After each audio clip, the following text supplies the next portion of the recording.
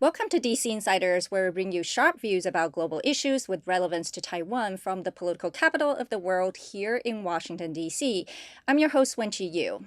As Trump 2.0 reshapes Washington's foreign policy debates, some long dominant China hawks seem to be losing ground to a more nationalistic, transactional America First approach that blends calls for toughness with deep skepticism about alliances, trade, and forever wars. At the same time, voices are arguing that the United States needs to prioritize its commitments, except that the balance of power in Asia is shifting and focus on managing competition with China rather than trying to reverse it outright. Today, our guest is Jennifer Kavanagh of Defense Priorities, a DC-based think tank that advocates for realism and restraint in U.S. foreign policy. We want to talk about what that approach means for Taiwan's future. Welcome, Jennifer. Thank you so much for having me. What is your view of the latest national security strategy? It seems to reflect that President Trump has a very different worldview. I think you're right that the national security strategy is a pretty good summary of how Trump sees the world. Whether or not he's read the document, I'm not sure, but I do think it's a good encapsulation of his worldview. And you're right that it is quite different than past U.S. leaders. I think a couple of things are notable. First is the emphasis on the Western Hemisphere. This is clearly a priority for the administration, protecting U.S. borders and making sure that threats in the near abroad are contained so that they do not trickle in or pose threats to the U.S. homeland and U.S. economic prosperity. Outside of that, though, I think the focus on the Indo-Pacific remains. It is the priority theater outside of the Western Hemisphere. But what was notable to me is that the challenge is in the Indo-Pacific theater, and the way in which China and other players in the region are discussed is through an economic security lens. The reason that Asia is important to the United States is because of the access to economic markets, and that's the lens through which Trump sees security challenges in the region.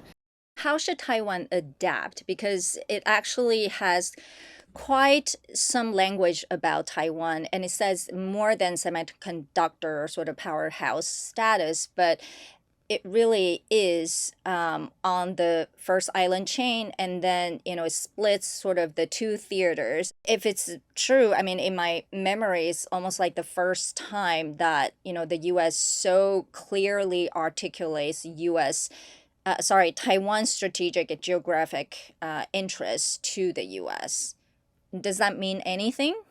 I guess I don't think it's the first time. I think under the Biden administration, this similar theme came forward, but in a different way.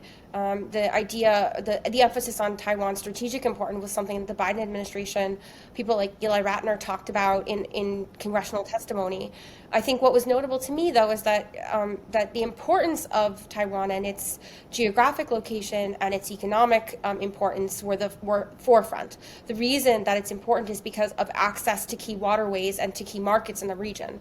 And that's why the United States remains focused on it, and why the Trump administration put that forward. That's why the focus on the first island chain, because they see it as vital to U.S. economic security.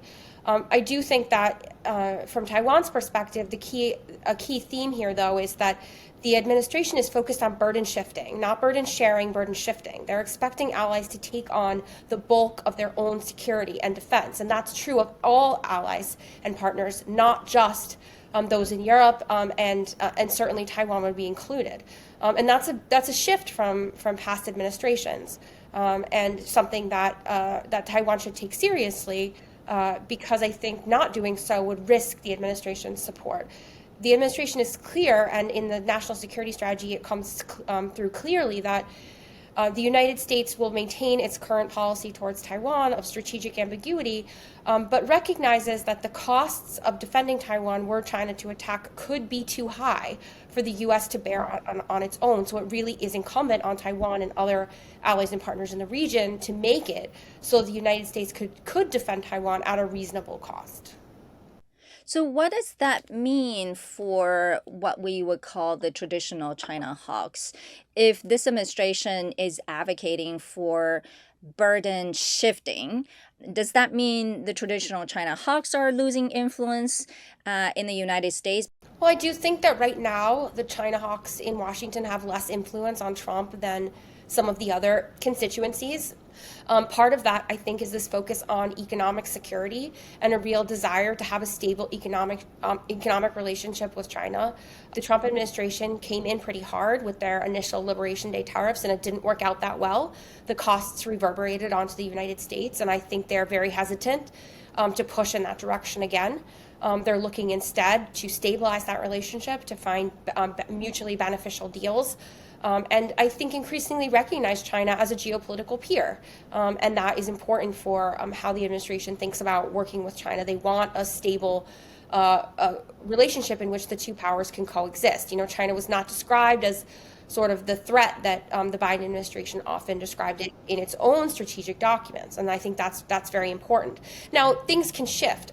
Trump is well known for changing his mind, and there are many different constituencies within the MAGA base who have different views on China. Right now, the hawks are not that influential, but that doesn't mean that in the future they won't return and influence policy in the opposite direction. Would you consider yourself as a non-China hawk in that sense? Yeah, I'm definitely not a China hawk. I would really like to see the United States, have a relationship with China that is stable. I generally advocate for U.S. retrenchment militarily in all theaters because I don't think that having a large military footprint forward benefits the United States or protects its interests. And I certainly think that the number one national security priority should be avoiding war with China, and that requires a much different posture and policy than the China hawks advocate. You're not a traditional China hawk, but you don't seem to advocate for sort of going back to this globalization. That's why we want to talk to you further about this, because you had a really interesting piece for the New York Times in September. It says that US and China should reach a deal on Taiwan to dial back US defense in the region and limit Taiwan's international participation. We want to hear more about your thinking on that front. Well, I think you're right that I am not a China hawk and I'm also not a globalist. I am a realist, and I don't think that the United States and China will ever be best friends, but I would like to avoid a conflict. When I look at the Taiwan Strait, I see it as probably the hottest issue, or like the flashpoint most likely to drag the United States and China into a war, which I think would be catastrophic for everyone. And that is, as I said before, what I see as like the number one national security priority for the United States, avoiding that outcome. To that extent, I look at the Taiwan Strait and I see that over the past 10 or 15 years, all parties have been involved in eroding the status quo. I'm definitely not, giving China a pass. They've played a role in increasing gray zone activity, crossing the median line, putting pressure on Taiwan. The United States has also played a role in changing its policy in subtle ways, increasing diplomatic contacts, going back on some of the things that they've committed to in past communiques. And so I see all parties here as playing a role in this erosion. And I would like to see a new bargain that stabilizes and reinforces the status quo. What would the bargain look like? Well, I think the details are something that the leaders would have to work out. I'm not suggesting a bargain that would, people talk about this grand bargain where Trump would get a trade deal and Trump would then in turn back away from Taiwan and sort of quote unquote give it to China. Like, that's not what I'm advocating. I don't think that that's the U.S. role. I like the U.S. to stay out of those types of things. That's not the U.S.'s business. What the bargain would entail, though, is a recommitment to the status quo. So I recommend some things I think that the United States could do. I think going back to the previous, like pre-2020 policy on diplomatic contacts would make sense. I think moving away from efforts to expand Taiwan's participation in international organizations, not kick them out of places where they're already involved, but efforts to further change the status quo, I think these are things that the United States could do. I think reinforcing the statement that the United States does not support Taiwan's independence, recommitting to the one China policy, these are things I think that the United States could do. In the military domain, I would look for things like removing trainers from Taiwan and pulling long-range missiles out of the Philippines. These are things I don't think actually increase deterrence and are quite provocative. But I wouldn't do this unilaterally. the piece is very clear that this would be a bilateral bargain. And so China would have to also take steps. For example, reducing its gray zone activity, reducing its economic pressure on Taiwan, committing again that it's seeking peaceful resolution of cross-strait differences, that it has no intent to use military force. I think these are things that you could see on both sides. Now, these details aren't, maybe they're not the right details, but the broader concept that we would have a restatement of principles going a little bit further to reinforce the status quo and avoid war is what I was trying to get at. So researching for the right balance is necessary, but right now we don't quite know where the balance point is because the world is clearly changing and shifting really fast. And so what, in your view, would that look like?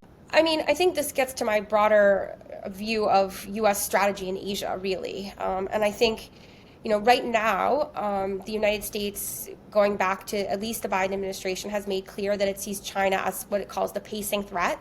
That means that it's the challenge that the United States uses for its military planning, its acquisitions, its training. And it has said that a war over Taiwan would be the pacing scenario. It's the thing they focus on most. And the idea here is that if they can do that, they can do anything. It's the hardest possible thing the U.S. military could have to do. In my view, that shouldn't be the focus of U.S. strategy in Asia. The focus of U.S. strategy in Asia should be protecting access to economic markets. Some people argue that keeping Taiwan separate from China is required for U.S. access to markets, that the United States needs that in order to ensure access to the South China Sea and the Taiwan Strait. And that does come through a little bit in the national security strategy. I disagree. I don't think that's actually required. Number one, China hasn't shown any intent to shut off those key access points. In fact, it would hurt China more than anyone else because China is so dependent on trade. And I also think that the United States could use other waterways, including the Philippine Sea to the east of Japan, that would allow it to access key markets. And so I guess I don't see that as being a threat. And so in that sense, I think that a much smaller U.S. military footprint that's mostly along the second island chain in places that the U.S. already has bases like Guam and elsewhere, and some in northern Japan would be sufficient to secure U.S. interests.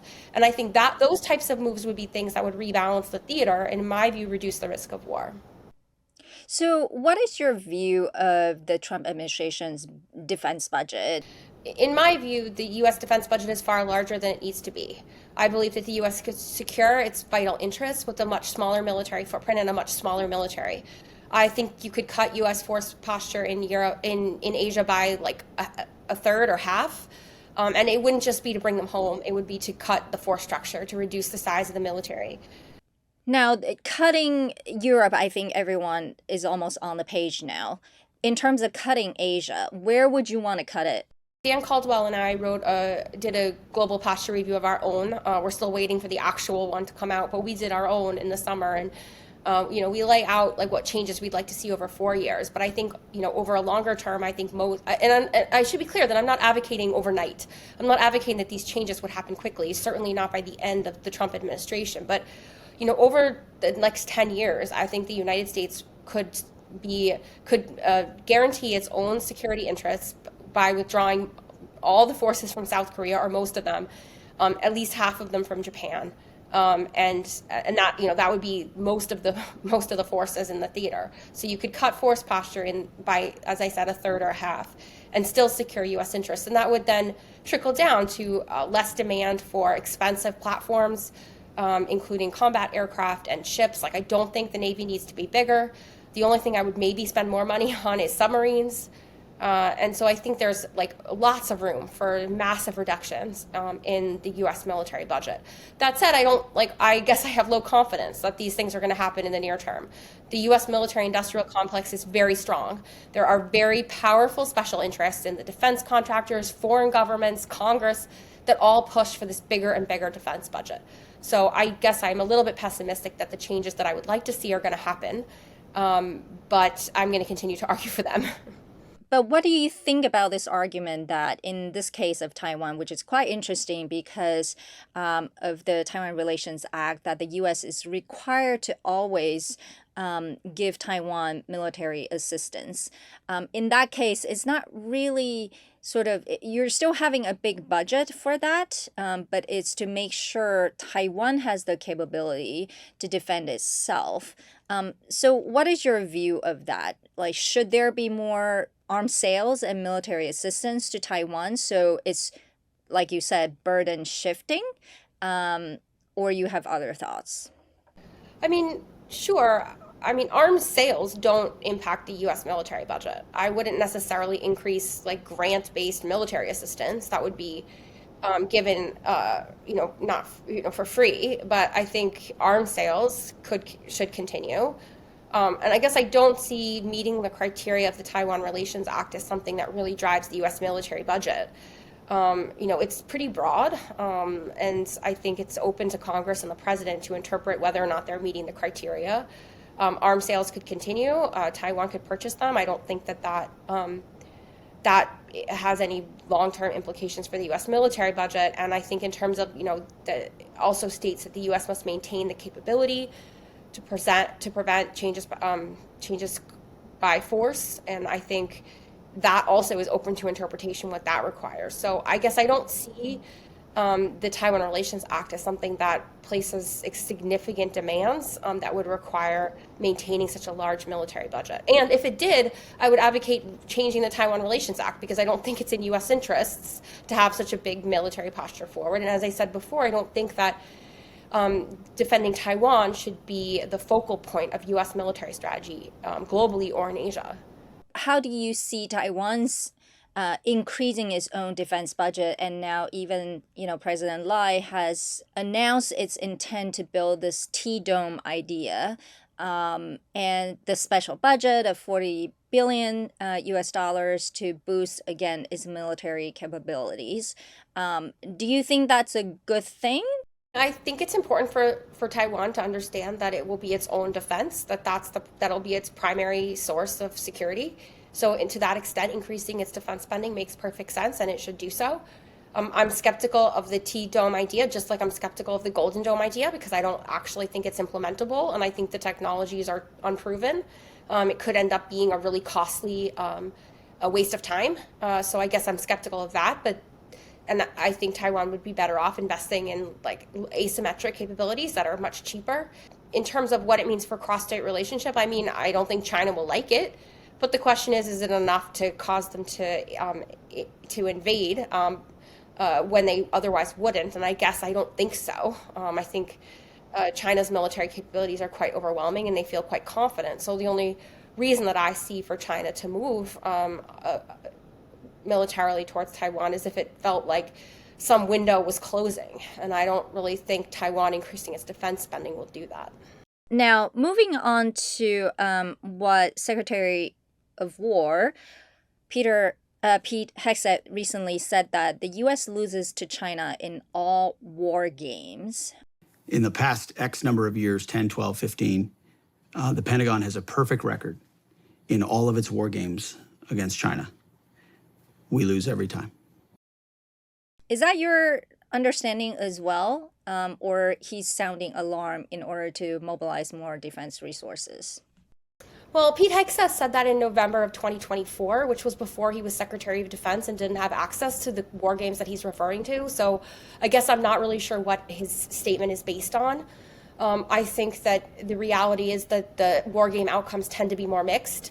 If you look at like war games that CSIS and others have conducted, the assessment is usually that it's hard to say what would happen.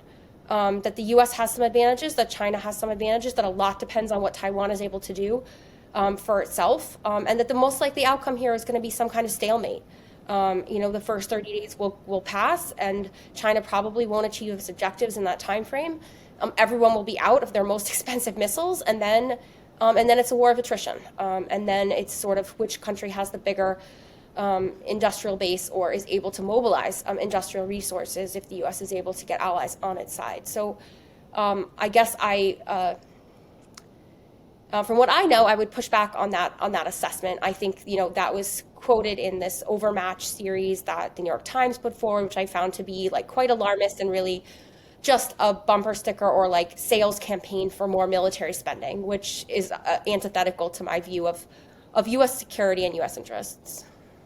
You have also said that the pivot to Asia has probably passed, and Washington should focus on managing competition rather than reversing it. Um, why did you say that? Is it based on your own assessment that you don't think over investment, again, in defense is really worth the US efforts? And especially given it sounds like China has become a real military peer in that sense. Yeah, I mean, I guess I see the military balance shifting in China's favor, and I'm not sure the US can do much to stop it. And I say this based on China's industrial capacity, its ability to build things like ships and missiles at a rate that the United States just cannot match, its ability to innovate quickly, and its ability to surprise the US, which suggests both this innovation capacity, but also the ability to disguise things and to keep things secret, so that there may be capabilities the U.S. doesn't know about. That said, I think the U.S. does still have some significant advantages in areas like undersea capabilities, space and cyber, and in the nuclear arsenal. So the U.S. does still have some advantages. I guess my assessment, though, is that over time these advantages will go away, and I don't think that the U.S. can like make up ground fast enough. And I would just advocate using U.S. resources in a different direction than trying to, like, at this point, pivot to Asia, because I think that wouldn't actually make that big of a difference in terms of what it's trying to achieve, and would end up just increasing the risk of war and putting U.S. interests in a worse position. Well, in that case, what do you think about some people's advocating for alliance building? I mean, I'm definitely supportive of burden shifting to allies, but I guess I would like allies to take the lead. I would like for the United States to have a smaller role, and to retrench and pull back, and for allies to take responsibility for regional security. So, I don't want to fight a war with China, and I don't care if Japan participates. That doesn't make me more interested in fighting a war with China. And I'm quite skeptical that countries like Japan, the Philippines, and South Korea would really contribute all that much. And so, yes, I'm very supportive of these countries taking on ownership of their own security, but I don't see multilateralism as the best option for the United States. I see, my preference would be to shift burdens to all allies and for the U.S. to pull back. Well, you have also written a lot on Ukraine and Russia. As a realist, what lessons can Taiwan learn from the ongoing negotiation? I guess I would point to three things. The first, I think, is that Ukraine has been quite successful in defending itself against an overwhelmingly powerful adversary that's right on its border. And I think that's a good reminder that that this idea that there's nothing Taiwan could do to defend itself, I see that as false.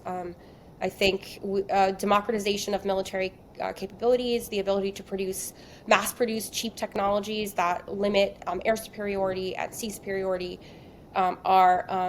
are really important. And so I think there are significant lessons to learn there, but also the need to prepare ahead of time. Like, Ukraine would have been in a much better position if it had been more prepared in 2022, and it wasn't. The second thing I would say is just like that despite that, there are still limits to what Ukraine can achieve.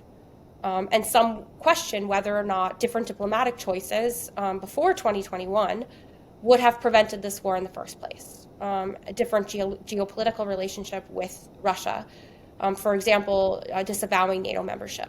Now, there's obviously not a clear parallel there for Taiwan, but I do think it's important that there are lots of countries like Vietnam and others who have to live with a big, powerful adversary on their borders, and they've managed to find ways to navigate it without conflict. And I think there are lessons there. And then the third, I would say, is that there's been a lot of disappointment in the United States, that they have, betrayed Ukraine, that they haven't been there to support Ukraine enough. I think it's a reminder that, a U.S. security promise and U.S. security commitments are only worth so much. And I think some people in the U.S. are distraught by this, right? They say like, oh, U.S. credibility has been undermined. In my view, it's not a bad thing. It's a reminder to countries that they should be ready to defend themselves. If you don't have a self-sufficient military capability, you put yourself at risk, and that's the reality. So, does that mean the U.S. is retrenching from the world? I mean, I think the Trump administration has made it clear that they don't want to be the underwriter of global security. They're not willing to carry all the security burdens for all countries in the world anymore. And that includes their allies, even those that they have mutual defense commitments with. That said, I don't think they're retrenching from the world. I mean, the U.S. national security strategy doesn't say they're going to pull out of Asia. In fact, and in Europe, even though they want to retrench militarily, it's quite interventionist in terms of its desire to influence European politics. So I think the role of the U.S. is changing, and it's not going to be the security guarantor or the underwriter of the U.S. economic or the global economic infrastructure or the guarantor of some rules-based order. That's over. That doesn't mean the U.S. is retrenching. It's just shifting its strategy for a world that is increasingly multipolar. Well, thank you so much, Jennifer. This has been quite a refreshing perspective for a lot of us who've been watching Washington, D.C. for a long time. Thank you again for having me. Thank you for watching DC Insiders. Please follow us on social media to get the latest episode. See you next time.